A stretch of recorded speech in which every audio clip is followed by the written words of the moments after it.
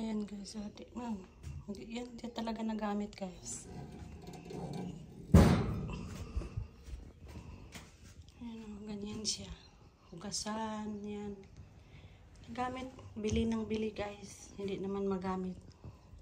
Sabi ko sa kanya, lagyan ng hose or ilagay sa loob yung tubig. Ayan guys, o talagang hindi pa yan gamit guys. Ayan. Dalawa yan. Diba? Hindi pa yan mga gamit guys. Hindi pa yan talaga yan. Kalawang na siya, hindi pa nagamit. Ayan guys.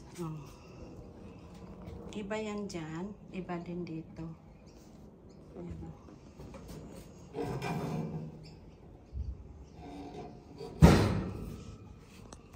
Dito naman guys.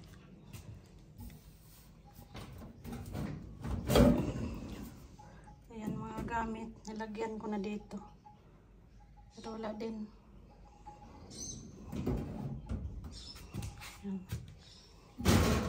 Ayan. Ikalawang na siya guys. Hindi pa naka ano.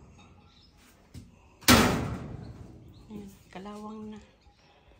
Yan ang ano ko dito sa dirty kitchen ko na hindi pa siya na gamit.